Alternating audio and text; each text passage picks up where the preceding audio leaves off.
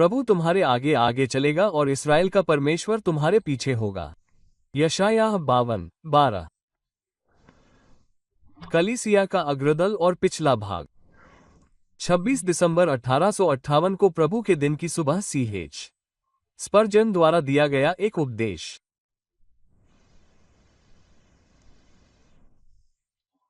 मसीह के चर्च को हमेशा एक सेना के रूप में दर्शाया जाता है। फिर भी इसका कप्तान शांति का राजकुमार है। इसका उद्देश्य शांति की स्थापना है और इसके सैनिक शांतिपूर्ण स्वभाव के लोग हैं। युद्ध की भावना सुसमाचार की भावना के बिल्कुल विपरीत है। फिर भी पृथ्वी पर चर्च है और दूसरे आगमन तक चर्च को लड़ाकू, चर्च को सशस्त्र, चर्च को युद्धरत और चर्च को जीतना होगा।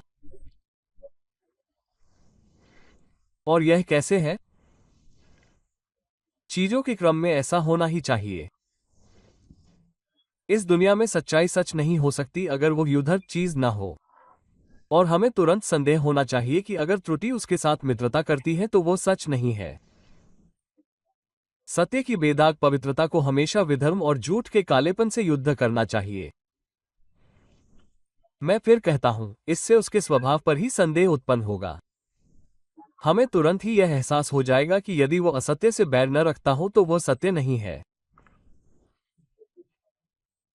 और इसलिए इस समय मसीह का चर्च, जो स्वयं में इस संसार में सत्य का एकमात्र अवतार बचा है, उसे हर प्रकार या रूप के भ्रम से युद्ध करना होगा। या यदि वो ऐसा न होता तो हमें तुरंत यह निष्कर्ष निकालना चाहिए कि वो स्वयं जीवित ईश्वर का चर्च नहीं है। ये प्रकृति का एक नियम है कि पवित्रता को पाप से बैर रखना चाहिए। वो केवल एक नकली पवित्रता होगी जो अधर्म के साथ साथ खड़ी हो सकती है और अपना रिश्ता होने का दावा कर सकती है। क्या अधर्म का सिंहासन तुम्हारे साथ सहभागिता करेगा? क्या मसीह और बेल साथ साथ चलेंगे? क्या पवित्र का संबंध अपवित्र से होगा? यदि ऐसा होता, प्रियजन, तो हमें न केवल संदेह होता कि चर्च पवित्र, सार्वभौमिक और प्रेरित चर्च नहीं है। हमें न केवल संदेह होता, बल्कि हम संदेह से परे उस पर फैसला सुना सकते थे। तुम अब मसीह की दुल्हन नहीं हो। तुम मसीह विरोधी, धर्मत्यागी हो। लोग तुम्हें निकम्मी चांदी कहेंगे, क्योंकि तुमने कीमती और घटिया में फर्क करना नहीं सीखा। इस प्रकार तुम देखो, यदि कलीसिया सच्ची और पवित्र कलीसिया है, तो उसे हथियारबंद होना होगा। इतनी सारी असत्य और अपवित्र बातें हैं कि उसे लगातार अपने हाथ में तलवार लेकर उनका मुकाबला करना होगा। और परमेश्वर की हर संतान अनुभव से यह साबित करती है कि यह युद्ध की भूमि है। हम अभी उस समय तक नहीं पहुंचे हैं जहां हर आदमी अपनी दाखलता और अंजीर के पेड़ तले बैठेगा, कोई उसे डराने की हिम्मत नहीं करेगा। पहाड़ लोगों को शांति नहीं देते, नहीं छोटी पहाड़ियां धार्मिकता लाती है। इसके विपरीत परमेश्वर की संतान युद्ध की आवाज सुनती है। उनके कानों में लगातार तीखी आवाजें गूंजती रहती हैं। उन्हें अपने साथ तलवार और ढाल लेकर चलना पड़ता है और अपने कवच की लगातार रक्षा करनी पड़ती है, क्योंकि वे अभी तक शांति की भूमि तक नहीं पहुंचे हैं। वे एक दुश्मन के देश में हैं और हर दिन उन्हें यह एहसास होगा कि उनकी स्थिति ऐसी ही है। अब ये पाठ उस विश्वासी के लिए कितना सांत्वनादायक है जो खुद को एक सैनिक और पूरे चर्च को एक सेना के रूप में पहचानता है। चर्च का अपना एक हरावल दस्ता है। यहोवा आपके आगे चलेगा। चर्च के पीछे भी खतरा है। दुश्मन उस पर पीछे से हमला कर सकते हैं और इस्राएल का प्रभु परमेश्वर उसके पीछे होगा, ताकि सेना सामने वाले दुश्मनों से सुरक्षित रहे और केवल परमेश्वर ही उनकी ताकत जानता है और पीछे के किसी भी दुश्मन से भी पूरी तरह सुरक्षित है, चाहे वे कितने भी दुष्ट और शक्तिशाली क्यों ना हो, क्योंकि यहोवा आगे है और इस्राएल का वाचा परमेश्वर पीछे है। इसलिए पूरी सेना सुरक्षित है। मैं पहले इसे परमेश्वर की कलीसिया के संबंध में देखूंगा और फिर दूसरी जगह मैं इसे व्यक्तिगत रूप से हम विश्वासियों के संबंध में देखने का प्रयास करूंगा। इस अनमोल सत्य पर विचार करते समय परमेश्वर हमारे हृदय को सांत्वना दे। पहले परमेश्वर की पूरी कलीसिया को एक सेना के रूप में देखें। याद रखें कि सेना का एक हिस्सा बाढ़ को पार कर चुका है। सेना का एक बड़ा हिस्सा आज महिमा की पहाड़ियों पर खड़ा है, जीत और विजय प्राप्त कर चुका है। जहां तक पीछे की बात है, ये भविष्य में बहुत दूर तक फैला हुआ है। कुछ हिस्से अभी तक निर्मित नहीं हुए हैं। परमेश्वर के चुने हुए लोगों में से आखिरी लोग शायद अभी अस्तित्व में नहीं है। आखिरी लोगों को उस दिन लाया जाएगा जब दया का आखिरी पात्र अनुग्रह से लबालब भर जाएगा। आखिरी भटके हुए व्यक्ति को उसके पिता के घर में वापस भेज दिया जाएगा। और मसीह के आखिरी छुड़ाए हुए लोग शक्ति से छुड़ाए गए हैं, जैसे वे प्राचीन काल में थे, रक्त से छुड़ाए गए थे। अब अपनी दृष्टि परमेश्वर के चुने हुए लोगों की महान सेना के सामने रखें, और आप इस महान सत्य को अपने सामने बड़ी चमक के साथ आते हुए देखेंगे। यहोवा आपके आगे चलेगा। क्या ये सच नहीं है? क्या आपने कभी शाश्वत परिषद और शाश्वत वाचा के बारे में नहीं सुना है? क्या ये कलीसिया से पहले नहीं था? हाँ मेरे भाइयों, यह मनुष्य के अस्तित्व से पहले था, इस दुनिया के निर्माण से पहले जो वो चरण था जहां कलीसिया को अपनी भूमिका निभानी थी। स्वयं ब्रह्मांड के निर्माण से पहले, जब अभी तक हम जो कुछ भी देखते हैं वो अजन्मा था।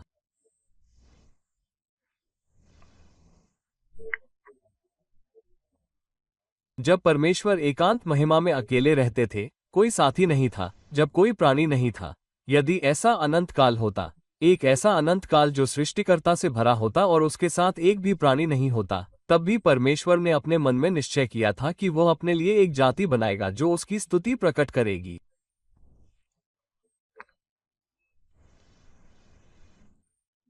तब उसने तय किया कि मनुष्यों को कैसे छुड़ाया जाए।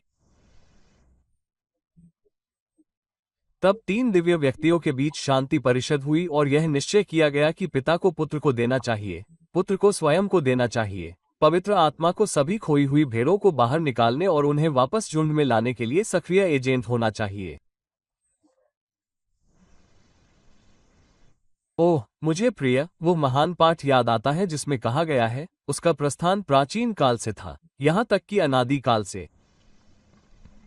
यह मत सोचो कि सुसमाचार कोई नई बात है। ये तुम्हारे पवित्र पर्वतों से भी पुराना है। नहीं, ये प्रकाश के प्रथम पुत्रों से भी पुराना है। उस आरंभ से पहले, जब परमेश्वर ने आकाश और पृथ्वी का निर्माण किया, एक और आरंभ था, क्योंकि आरंभ में वचन था और वचन परमेश्वर के साथ था और वचन परमेश्वर था। और निश्चय ही सुसमाचार सदैव वचन में था। यीशु को अनुग्रह की वाचा के महान प्रमुख के रूप में अनादि काल से नियुक्त किया गया था।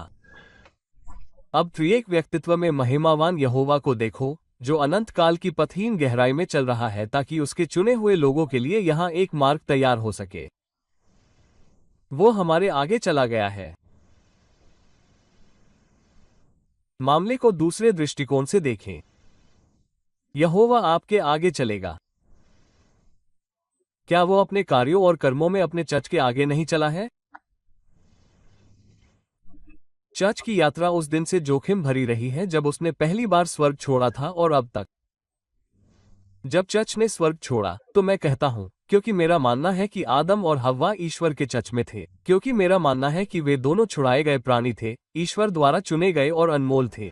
मैं देखता हूं कि ईश्वर ने उन्हें बगीचे से बाहर निकलने से पहले वादा किया था, और वे ईश्वर के चर्च के बगीचे से बाहर निकलते हैं। उस समय से चर्च को क्या ही कठिन रास्ता तय करना पड़ा है, लेकिन यहोवा ने कितनी ईमानदारी से मार्ग का नेतृत्व किया है। हम देखते हैं कि बाढ़ उसके चारों ओर इकट्ठा हो जाती है, लेकिन फिर भी वो उस नाव में सुरक्षित रूप से तैरती रहती है जिसे यहोवा ने पहले से ही उसके लिए तैयार किया था, क्योंकि प्रभु उसके आगे चला गया था। मैं चर्च को कैल से निकलते हुए देखता हूं। यह एक छोटा चर्च था जिसके मुखिया कुलपति अब्राहम थे। मैं उस छोटे चर्च को एक दुश्मन के देश में रहते हुए इधर उधर घूमते हुए देखता हूं, लेकिन मैं देखता हूं कि प्रभु उसका निरंतर नेतृत्व कैसे करता है। जब वे एक राष्ट्र से दूसरे राष्ट्र, एक राज्य से दूसरे राज्य में जाते थे, तो वह किसी को भी उनके साथ अन्याय नहीं करने देता था। हाँ, वो उनके लिए राजाओं को डांटता था, ये कहते हुए, मेरे अभिषिक्तों को मत छूना और मेरे भविष्यवक्ताओं को कोई हानि न पहुंचाना। मैं चच को बाद में क्रूर फिरौन के देश में जाते हुए देखता हूं। यह उसकी तीर्थयात्रा का एक काला हिस्सा था, क्योंकि वो काम करने वाले के कोड़े और धधकती भट्टी की गर्मी में जा रही थी। लेकिन मैं यूसुफ को यहोवा के महान प्रतिनिधि के सामने जाते हुए देखता हूं। यूसुफ मिस्र जाता है और वह कहता है, अकाल के समय में परमेश्वर ने मुझे तुम्हारे आगे भेजा है ताकि तुम्हारे लिए जगह का प्रबंध कर सकूं। भजनकार ऐसा गाता है, उसने उनके आगे एक आदमी यूसुफ को भेजा जो दास के रूप में बेचा गया था, और उसके पैरों में बेड़ियां डालकर उसे घायल कर दिया। जब तक उसका वचन न आया तब तक वो लोहे की जंजीरों में जकड़ा रहा। प्रभु के वचन ने उसकी परीक्षा ली। राजा ने उसे भेजा और लोगों के प्रधान को भेजकर उसे मुक्त कर दिया। उसने उसे अपने घर का स्वामी और अपनी सारी संपत्ति का अधिकारी बनाया ताकि वह अपने हाकिमों को अपनी इच्छा के अनुसार बांधे और अपने मंत्रियों को ज्ञान सिखाए। इस्राएल भी मिस्र में आया और याकूब हाम के देश में भटक गया। लेकिन अब कलीसिया को मिस्र से बाहर आना है और परमेश्वर उसके आगे आगे चलता है। लेकिन उसने अपने लोगों को भेड़ों की तरह आगे बढ़ाया और जंगल में उन्हें झुंड की तरह ले गया, और वह उन्हें सुरक्षित रूप से ले गया ताकि वे न डरें। लेकिन समुद्र ने उनके शत्रुओं को डुबो दिया। लाल समुद्र उनके सामने है। यहोवा आगे जाता है और समुद्र को सुखा देता है। तब रेगिस्तान को रौंदना होगा। यहोवा आगे बढ़ता है और अपने दोनों हाथों से मनुष्यों को तितर बितर करता है। वो चट्टान को चीरता है और एक जीवित धारा भेजता है। 40 वर्षों तक कलीसिया वहां भटकती रहती है। यहोवा उनके साथ है। बादल का अग्निस्तंभ उनकी पूरी यात्रा में उनका मार्गदर्शन करता है। और अब वे यरदन नदी के तट पर पहुंचते हैं। वे प्रतिज्ञा किए गए देश में प्रवेश करने वाले हैं। यहोवा उनके आगे आगे चलता है और यरदन नदी पीछे हट जाती है और नदियां सूख जाती हैं। वे शूरवीरों के देश में पहुंचते हैं जो अनक के पुत्र थे, जो दानवों की जाति के थे। परंतु यहोवा उनके आगे आगे चलता था। बर्रे और महामारी भेजी गई, इसलिए जब वे वहां पहुंचे तो उन्होंने कहा कि यह एक ऐसा देश है जो उसके निवासियों को खा गया है, क्योंकि स्वयं परमेश्वर तलवार और महामारी से उनके शत्रुओं को काट रहा था ताकि वे आसानी से जीत सके। और वह उन्हें अपने पवित्र स्थान की सीमा तक, यहां तक कि इस पर्वत तक ले आया जिसे उसके दाहिने हाथ ने खरीदा था। उसने अन्यजातियों को भी उनके सामने से निकाल दिया और उन्हें रेखा के अनुसार विरासत में हिस्सा दिया और इस्राएल के गोत्रों को उनके तंबुओं में बसाया। लेकिन मुझे पुराने प्रबंध के दिनों में परमेश्वर के चर्च के इतिहास के सभी पन्नों को क्यों देखना होगा? क्या ये जॉन बैप्टिस्ट के समय से अब तक सच नहीं है? भाइयों, अगर आप इस तथ्य को नकारते हैं कि ईश्वर उसके आगे आगे चला है, तो आप चर्च की गौरवशाली विजयों का हिसाब कैसे दे सकते हैं? मैं चर्च को मसीह के गर्भ से निकलते हुए देखता हूं। 12 मछुआरे, इन्हें क्या करना है? क्यों करना है? इन्हें दुनिया को झकझोरना है, मूर्ति पूजा की पुरानी व्यवस्थाओं को उखाड़ फेंकना है जो पूजनीय हो गई हैं और जिनकी प्राचीनता इस बात की गारंटी लगती है कि लोग उन्हें कभी नहीं छोड़ेंगे। इन लोगों को बृहस्पति के नाम को मिटाना है।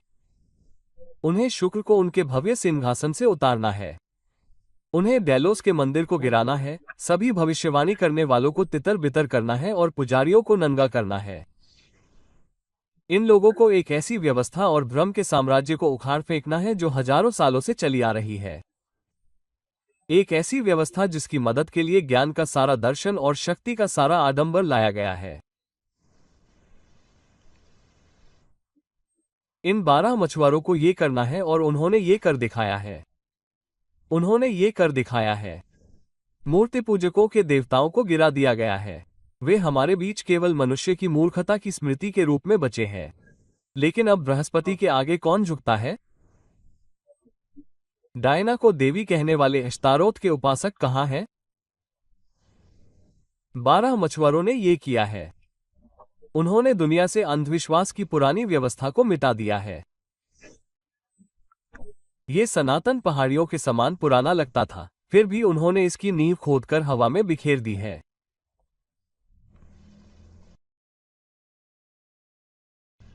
क्या वे इसे तब तक पूरा कर सकते थे जब तक कि यहोवा आगे न होता और मार्ग का नेतृत्व न करता? नहीं प्रियजन, यदि आप चर्च के इतिहास को पढ़ते हैं तो आप ये स्वीकार करने के लिए बाध्य होंगे कि जब भी वह आगे बढ़ता था तो वो यहोवा के नेतृत्व के पदचिह्नों को पहचान सकता था। इन बात के समय में हमारे मिशनरी हमें बताते हैं कि जब वे सुसमाचार का प्रचार करने के लिए दक्षिण समुद्र में गए तो लोगों के मन में सच्चाई के स्वागत के लिए एक स्पष्ट तैयारी थी। और मेरा मानना है कि इस समय यदि चर्च अपने प्रति सच्चा होता तो ऐसे राष्ट्र, लोग और जनजातियां होती जो प्राचीन कनानियों की स्थिति में होती। उनमें से एक ततैया भी है जो प्रभु की सेना के लिए रास्ता बना रही है ताकि वह आसानी से जीत सके। लेकिन मुझे पूरा विश्वास है कि कोई भी पादरी मंच पर नहीं चढ़ सकता जो मसीह का सच्चा सेवक है। कोई भी मिशनरी समुद्र पार नहीं कर सकता। कोई भी संडे स्कूल टीचर अपने काम पर नहीं जाता। लेकिन अगर कोई प्रार्थना और निरंतर विश्वास के साथ आगे बढ़ता है तो यहोवा उसकी मदद करने के लिए उसके आगे आगे चलता है। अगर मैं एक कवि होता तो मुझे लगता है कि मेरे पास एक ऐसा विषय है जो एक महान महाकाव्य कविता की तरह हो सकता है। यहोवा के आगे दुनिया भर में चर्च का मार्च। देखो, जब वो पहली बार सामने आता है तो पृथ्वी के राजा खड़े हो जाते हैं और शासक प्रभु और उसके अभिषिक्त के खिलाफ एक साथ सलाह करते हैं। हाय बेचारे चर्च, अब तुम्हारा क्या होगा? लेकिन मुझे आगे एक आवाज सुनाई देती है। यह क्या है? ये हंसी है। कौन हंसता है? सेना का नेता क्यों हंसता है? वो जो स्वर्ग में बैठा है वो हंसेगा। प्रभु उनका उपहास करेगा। और क्या हम जो पीछे हैं शोक मनाएंगे? क्या चर्च कांपेगा? उसे पुराने दिनों को याद करके तसल्ली करनी चाहिए कि उसके आगे आगे विध्वंसक और उसके आगे आगे राजा है। लेकिन दुश्मन आ रहे हैं। वे हथियार, खूनी तलवार और जलती लकड़ियां लेकर आ रहे हैं। चर्च का मार्च आग की लपटों के बीच है। बाढ़ को पार करना होगा। यातनाओं को सहना होगा। क्या चर्च कभी अपने मार्च में एक पल के लिए भी रुका है, उन सभी शहादतों के बावजूद जो उस पर आग की बौछार की तरह गिर रही हैं?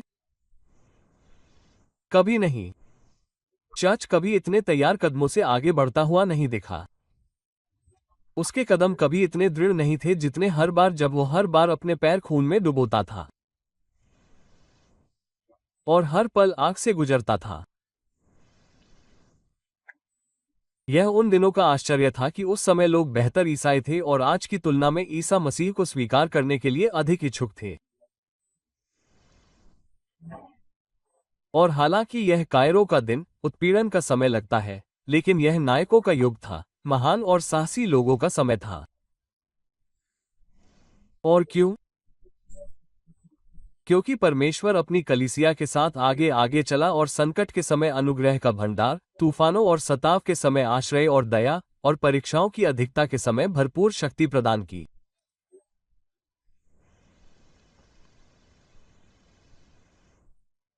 धन्य है कलीसिया क्योंकि परमेश्वर उसके आगे आगे चला।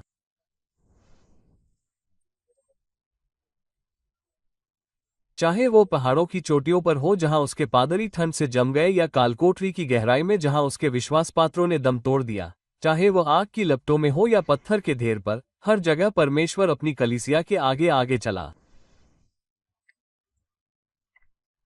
और वो विजयी होकर आगे बढ़ी क्योंकि उसके महान अग्रदूत ने रास्ता साफ कर दिया था।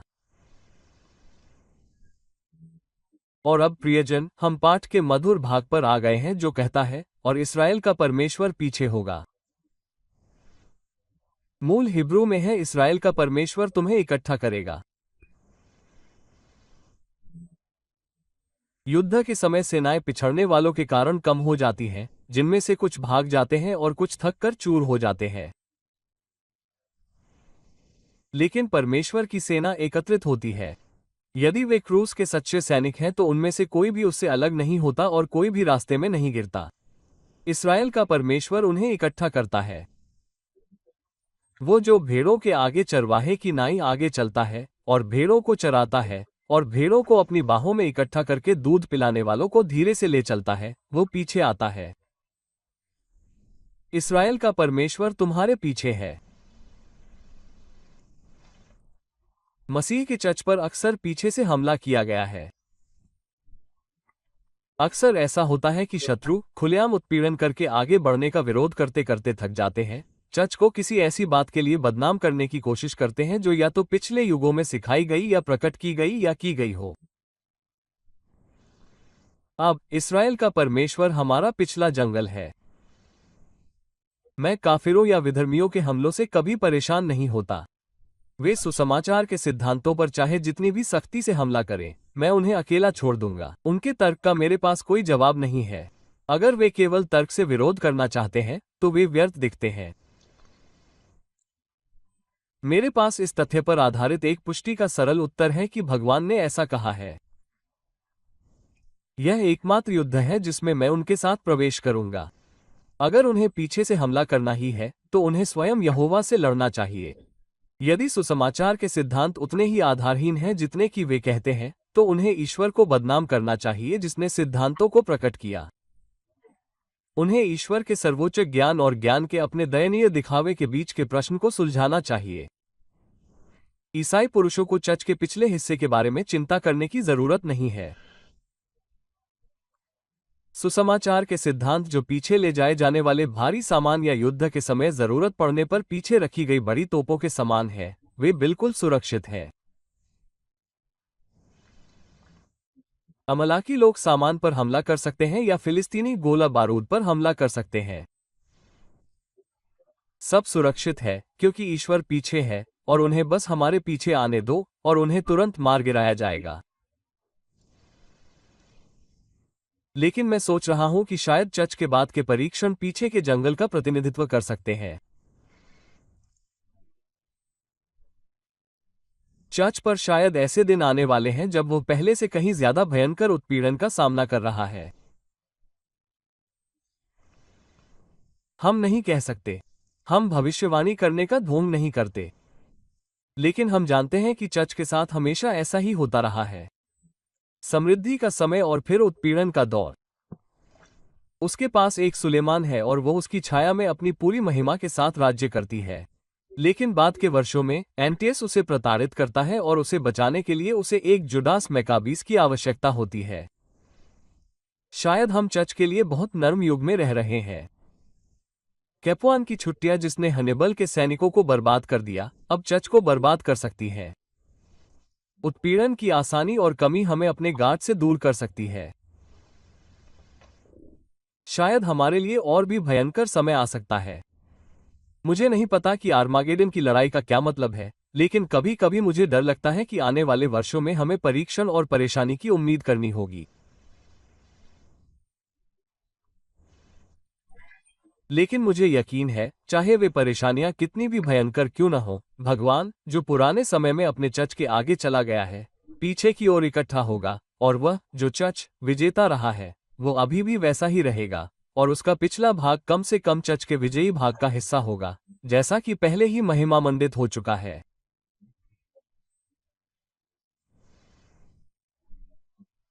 क्या अब आप उस आखिरी महान दिन की कल्पना कर सकते हैं जब यहोवा अपने लोगों को इकट्ठा करेगा? समय आ गया है। आखिरी नमक लगभग हटा दिया जाएगा। परमेश्वर की कलीसिया अब अपने पति के साथ रहने के लिए ऊपर ले जाई जा रही है। क्या आप कलीसिया को स्वर्ग की ओर बढ़ते हुए देख रहे हैं? उसके पीछे वो आग में जलती हुई दुनिया छोड़ जाती है। वो पृथ्वी को नष्ट होते हुए देखती है। परमेश्वर उसे चरवाहे के तंबू की तरह हटा देता है। उसके निवासी चले गए हैं और तंबू को एक वस्त्र की तरह मोड़ना होगा, उन्हें मोड़ा जाएगा और उन्हें बदल दिया जाएगा।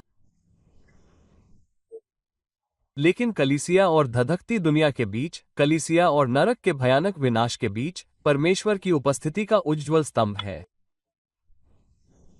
पीछे उसके शत्रुओं के लिए काला, लेकिन सामने उसके कलीसिया के लिए उज्ज्वल। मध्यस्थ के महान प्रबंध का अंत ये होगा कि इस्राएल का परमेश्वर सब कुछ होगा। उसका कलीसिया पूरी तरह से सुरक्षित होगा। वो सभी चीजों को एक में इकट्ठा कर लेगा, चाहे वे स्वर्ग की चीजें हों या पृथ्वी की। तब कवि का पुत्र आनंदित और परिपूर्ण कलीसिया के लिए और भी अधिक परिपूर्ण होगा। सियोन की बेटी, अपनी उदासी से जाग जाओ। जागो, क्योंकि तुम्हारे शत्रु अब तुम्हें और नहीं सताएंगे। हे तेरे पहाड़ों, उज्ज्वल हर्ष का दिन निकल आया है। उठ, क्योंकि तेरे दुख की रात बीत चुकी है। तेरे शत्रु बहुत बलशाली थे, परंतु जिस भुजा ने उन्हें दबा दिया और उनकी सेना को तितर बितर कर दिया, वो बहुत दूर थी। वे उस कोड़े की तरह भागे जो उनका पीछा कर रहा था। उनके घोड़े और युद्ध के रथ व्यर्थ थे। हे सियोन की बेटी, जिस शक्ति ने तुझे बचाया है, वीणा और बाजे के साथ उसकी प्रशंसा की जानी चाहिए। चिल्लाओ, क्योंकि शत्रु नष्ट हो गया है जिसने तुम्हें गुलाम बना लिया था। अत्याचारी परास्त हो गया है और सियोन स्वतंत्र है। आइए हम उपदेश के दूसरे भाग की ओर मुड़ें। अब हम वर्ष के अंतिम विश्राम दिन पर आ गए हैं। दो संकट सामने हैं, भविष्य और अतीत। हम जल्द ही एक और वर्ष में प्रवेश करेंगे, और अब तक हमने अपने वर्षों को संकटों के वर्षों में पाया है। हम पर दया की गई है, परंतु फिर भी हम पाते हैं कि हमारा तीर्थस्थल एक स्थायी शहर नहीं है, न ही शांति और आराम का महल है। शायद हम आगे बढ़ने से कांप रहे हैं, क्योंकि मुसीबत देखकर हम नहीं जानते कि हम अंत तक उसका सामना कैसे कर पाएंगे। हम यहाँ खड़े हैं और कुछ देर के लिए रुककर अपने एबेनेजर के पत्थर पर आराम करने के लिए बैठे हैं, भविष्य की ओर संदेह से देखते हुए कह रहे हैं, हाय, मैं क्या करूं?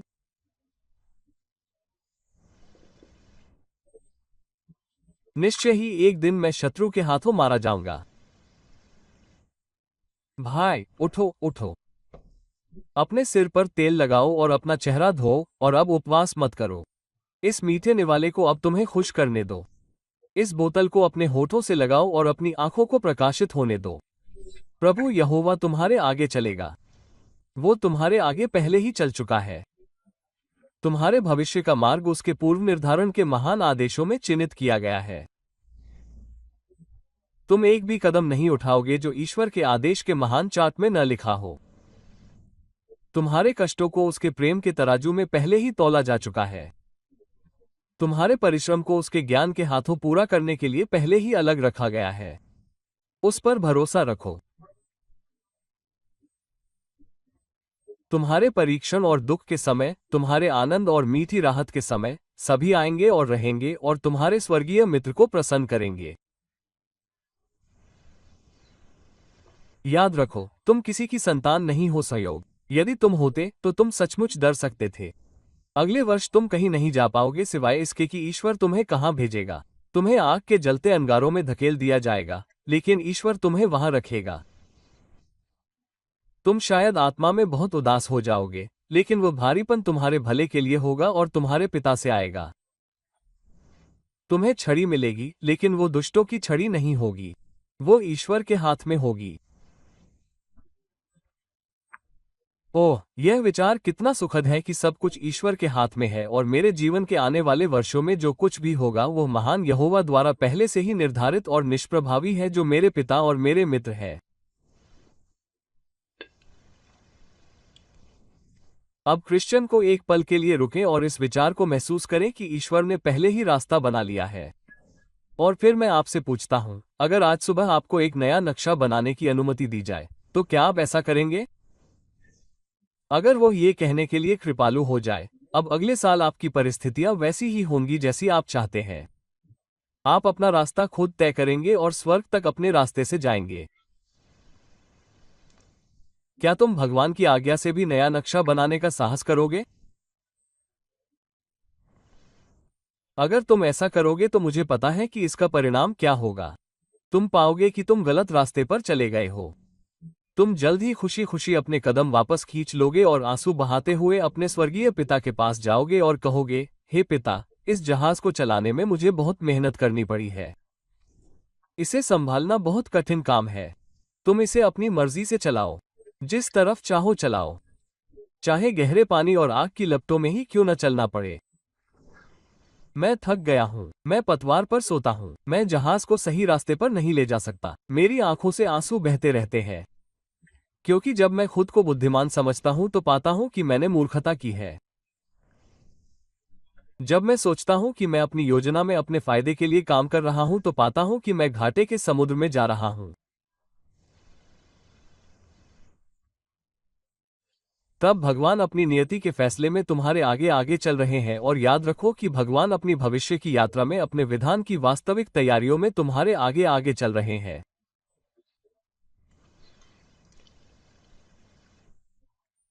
मुझे नहीं लगता कि मैं आज सुबह ऐसा कर पाऊंगा, क्योंकि मेरा मन जितना चाहता है उससे कहीं ज्यादा सोचने में लगा है कि यह कैसा है। लेकिन ऐसा है कि जब भी कोई व्यक्ति किसी स्थान पर पहुंचता है तो ईश्वर उसके लिए पहले से ही सब कुछ तैयार कर देता है। जब मैं किसी स्थान पर पहुंचता हूं तो मेरा ईश्वर मेरे लिए जल्दबाजी में तंबू नहीं खड़ा करता। नहीं, वो दया की एक सराय बनाता है और मेरे वहां पहुंचने से पहले ही वो मेरे लिए आराम का बिस्तर तैयार करता है और अनुग्रह की पुरानी मदिरा का भंडारण करता है ताकि मैं उसका आनंद ले सकूं। और यह सब तब होता है जब मुझे वास्तविक आवश्यकता होती है। हम में से कोई भी यह नहीं बता सकता कि भविष्य अतीत पर कैसे निर्भर करता है। आज का एक साधारण कार्य 100 वर्षों में एक बड़ी घटना को कैसे जन्म देगा। हम नहीं जानते कि भविष्य अतीत के गलियारों में कैसे छिपा है, और जो होना है वो उसी की संतान है जो सभी मनुष्य अपने पूर्वजों से उत्पन्न होते हैं। इसलिए आज का प्रावधान 100 वर्षों के प्रावधान से उत्पन्न होता है। अगले वर्ष की घटनाओं को ईश्वर ने इस वर्ष और वर्षों पहले किए गए कार्यों में पहले से ही बता दिया है। मुझे पूरा विश्वास है कि अगले साल जिस रास्ते पर मुझे जाना है उसके लिए सब कुछ तैयार है। मैं पहाड़ों और घाटियों वाले रास्ते पर नहीं जा रहा हूं, लेकिन मैंने जंगल में पुकारते हुए एक आवाज सुनी है, प्रभु का मार्ग तैयार करो। हमारे परमेश्वर के लिए जंगल में एक राजमार्ग सीधा करो। हर घाटी ऊंची की जाएगी, हर पहाड़ और पहाड़ी नीची की जाएगी, टेढ़े मेढ़े सीधे और ऊबड़ खाबड़ रास्ते समतल किए जाएंगे। तब प्रभु की महिमा प्रकट होगी और सभी प्राणी उसे एक साथ देखेंगे, क्योंकि प्रभु के मुंह से यह वचन निकला है।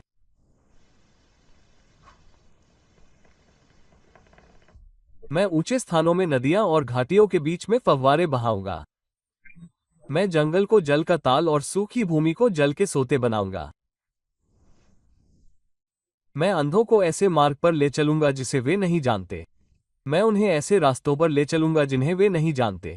मैं उनके सामने अंधकार को प्रकाश और टेढ़े मेढ़ों को सीधा करूंगा। मैं उनके साथ ऐसा करूंगा और उन्हें नहीं त्यागूंगा।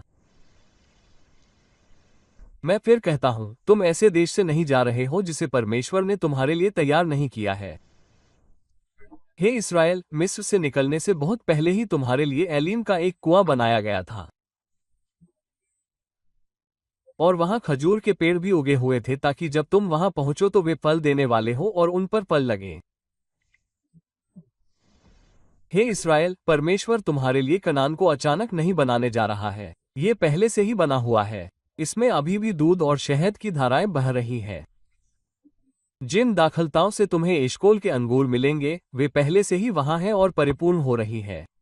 परमेश्वर ने अगले साल के लिए तुम्हारी परीक्षाओं और परेशानियों को पहले ही संभाल लिया है। प्रभु यहोवा तुम्हारे आगे आगे चल रहे हैं। इस विषय का एक और चरण भी है। यहोवा मसीह के अवतार में हमारे आगे आगे चल रहे हैं।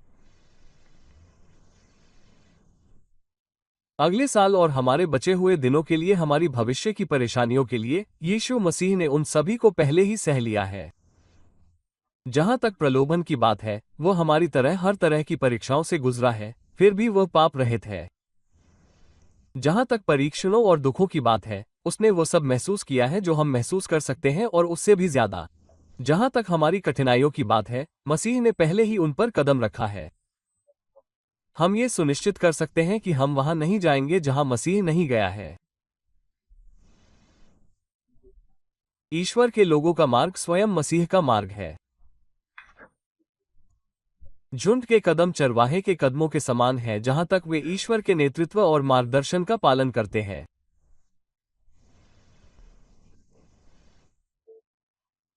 और यह भी प्रतिबिंब है कि जितना मसीह हमारे आगे चला है, उसने उस पहले चलने में कुछ किया है, क्योंकि उसने अपने रास्ते में आने वाले हर दुश्मन पर विजय प्राप्त की है। अब खुश हो जाओ, तुम कमजोर दिल वाले योद्धा। मसीह ने न केवल सड़क की यात्रा की है, बल्कि उसने तुम्हारे दुश्मनों को मार डाला है। क्या तुम पाप से डरते हो? उसने उसे अपने क्रूस पर चढ़ा दिया है। क्या तुम मृत्यु से डरते हो? वो मृत्यु की मृत्यु है। क्या तुम नरक से डरते हो? उसने अपने किसी भी बच्चे के आगमन का विरोध किया है। वे कभी भी युद्ध की खाई नहीं देखेंगे। ईसाई के सामने चाहे जितने भी दुश्मन हो, वे सभी परास्त हैं। शेर है, लेकिन उनके दांत टूटे हुए हैं। सर्प है, लेकिन उनके नुकीले दांत निकाले हुए हैं। नदियां हैं, पर उन्हें पाटा जा सकता है या पार किया जा सकता है। लपटें हैं, पर हमारे पास वह बेजोड़ वस्त्र है जो हमें आग से अछूता रखता है। हमारे विरुद्ध गड़ी गई तलवार पहले ही कुंद हो चुकी है। शत्रु द्वारा तैयार किए जा रहे युद्ध के हथियार पहले ही अपनी धार खो चुके हैं। ईश्वर ने मसीह के रूप में वो सारी शक्ति छीन ली है जो हमें चोट पहुंचा सकती थी। तो फिर सेना सुरक्षित रूप से आगे बढ़ सकती है और तुम अपनी यात्रा पर आनंदपूर्वक जा सकते हो, क्योंकि तुम्हारे सभी शत्रु पहले ही परास्त हो चुके हैं। तुम लूट को लेने के अलावा और क्या कर सकते हो? वे हार चुके हैं, वे परास्त हो चुके हैं। तुम्हें बस लूट का माल बांटना है। तुम्हारा भावी जीवन केवल लूट का माल बांटने में ही व्यतीत होगा। ये सच है कि तुम अक्सर युद्ध से डरोगे और कभी कभी तुम्हें भाला चलाना पड़ेगा, लेकिन तुम्हारा युद्ध एक पराजित शत्रु से होगा। उसका सिर फूट चुका है। वो तुम्हें चोट पहुंचाने की कोशिश कर सकता है, पर उसकी शक्ति उसके दुर्भावनापूर्ण इरादे के लिए काफी नहीं होगी। तुम्हारी जीत आसान होगी और तुम्हारा खजाना अनगिनत होगा। निडर होकर आगे बढ़ो, क्योंकि यहोवा तुम्हारे आगे चलेगा। जब हम मृत्यु की नदी के पास पहुंचेंगे तो ये हमारा मधुर गीत होगा। उसकी नदियां काली हैं और उसमें ऐसे भय हैं जिनके बारे में मैं सपने में भी नहीं सोच सकता। लेकिन क्या मुझे अंधेरी नदी से होकर जाने से डरना चाहिए? यदि यहोवा मेरे आगे चलता है तो भयावह आकार के भूत हो सकते हैं, नारकीय भयावहता हो सकती है, लेकिन तुम, यहोवा, रास्ता साफ करोगे। तुम हर शत्रु को दूर भगाओगे और हर दुष्ट तुम्हारे आदेश पर भाग जाएगा। मैं सुरक्षित रूप से आगे बढ़ूंगा।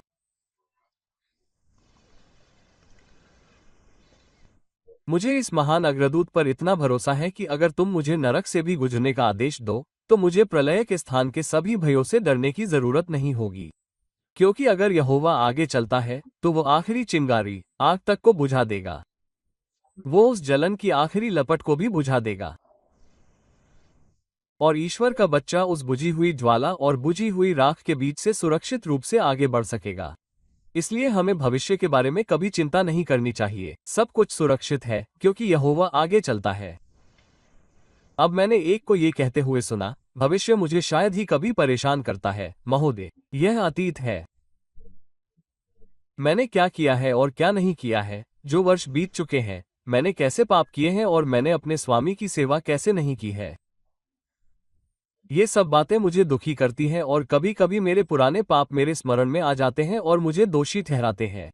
क्या तुम बचोगे? वे कहते हैं, हमें याद करो, और वे समुद्र की रेत की तरह संख्या में उगाते हैं। मैं इस बात से इनकार नहीं कर सकता कि मैंने ये सभी पाप किए हैं। नहीं, मैं ये कह सकता हूं कि वे अधर्म के सबसे दोषी नहीं हैं। ओह, ये सबसे पीछे का हिस्सा है जो सबसे असुरक्षित है। मैं अतीत के पापों से सबसे अधिक डरता हूं। हे प्रियजन, इस्राएल का परमेश्वर तुम्हारा पिछला भाग होगा। विभिन्न उपाधियों पर ध्यान दें। पहला है प्रभु या ठीक से यहोवा। यहोवा तुम्हारे आगे चलेगा। वो है, मैं सर्वज्ञता और सर्वशक्तिमानता से परिपूर्ण हूं। दूसरा शीर्षक है इस्राएल का परमेश्वर। वो वाचा का परमेश्वर है। हम वाचा के परमेश्वर को पीछे चाहते हैं क्योंकि वह उसकी क्षमता में नहीं है। मैं सर्वशक्तिमान हूं कि हम उससे यह मांग करते हैं कि वह हमारे पापों को क्षमा करे, हमें स्वीकार करे अतीत को मिटा दे और मसीह के रक्त से अधर्म को दूर करे।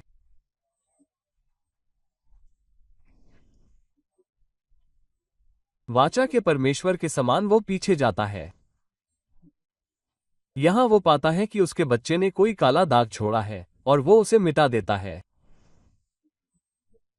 यहां वो पाता है कि कूड़े का ढेर है, अच्छे कामों का ढेर है, और यहां बुराई और गंदगी का एक और ढेर है, और वह सावधानी से सब कुछ हटा देता है ताकि उसके बच्चों के रास्ते में कोई दाग या धब्बा न रहे। और हालांकि वे रास्ते पर चल चुके हैं, लेकिन अंतिम महान दिन में उनके सबसे चौकस शत्रु भी यह नहीं पा सकेंगे कि उन्होंने यात्रा में कोई शरारत की है या अपने पूरे मार्च में एक भी गलत काम किया है, क्योंकि इस्राएल के परमेश्वर ने मार्ग को इस तरह साफ किया है कि उसने उनके अधर्म को दूर कर दिया है और उनके पापों को अपनी पीठ के पीछे फेंक दिया है।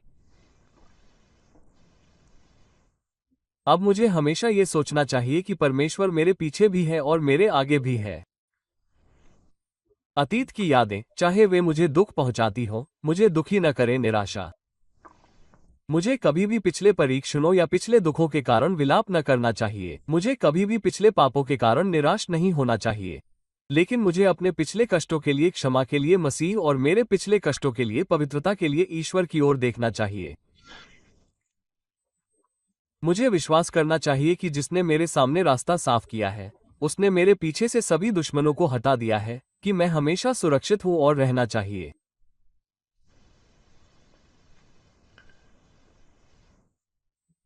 और अब, क्या आज यहाँ कोई ऐसा है जिसके दिलों को ईश्वर ने छुआ है, जो इस महान सेना में शामिल होना चाहता है?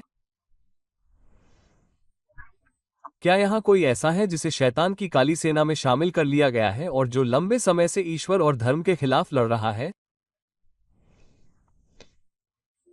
मैं प्रार्थना करता हूं कि वो आज अपने हथियार डालने और ईश्वर के सामने आत्मसमर्पण करने के लिए मजबूर हो जाए। पापी, अगर प्रभु आज तुम्हारे दिल को उसके प्रति समर्पित करने के लिए प्रेरित करता है, अतीत सब मिट जाएगा, ईश्वर तुम्हारे पीछे होगा। तुम्हारे असंख्य पापों के लिए उन्हें मसीह पर छोड़ दो। वो अपने खून से उन्हें तुरंत मिटा देगा। वो उन सभी को मार डालेगा। उनका उल्लेख तुम्हारे खिलाफ हमेशा के लिए नहीं किया जाएगा। और जहां तक पापों की बात है, हे पापियों, यदि तुम विश्वास से मसीह की सेना में भर्ती हो जाओगे, तो तुम पाओगे कि भविष्य ईश्वर की कृपा के सोने और उसकी सांसारिक दया की चांदी से भरा पड़ा है। आज से लेकर अंत तक तुम्हारे पास पर्याप्त और अतिरिक्त होगा। और अंत में तुम ईश्वर की महान भुजाओं द्वारा एकत्र किए जाओगे, जो उसकी स्वर्गीय सेना के पीछे के रक्षक हैं। हे पापियों, आओ, मसीह के पास आओ। वो अब तुम्हें अपने पास आने का निमंत्रण देता है। वो तैयारी के तौर पर तुमसे कुछ नहीं मांगता।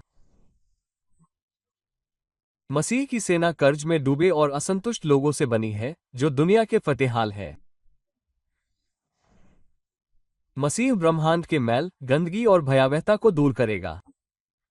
मसीह हमारे अधर्म के ठिकानों की सफाई करना पसंद करता है, शैतान की चक्की के सबसे निचले हिस्से को।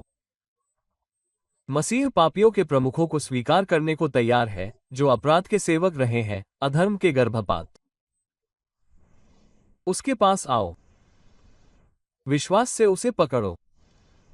उसे देखो जब वो तुम पर लटका हुआ है वृक्ष। उसके गुणों पर विश्वास करो और तब ये प्रतिज्ञा और अन्य असंख्य प्रतिज्ञाएं तुम्हारी होंगी जो किसी भी अनुमान से परे हैं। और तुम आनंदित होगे कि यहोवा तुम्हारे आगे आगे चलेगा और इस्राएल का परमेश्वर तुम्हारे पीछे चलेगा। आमीन।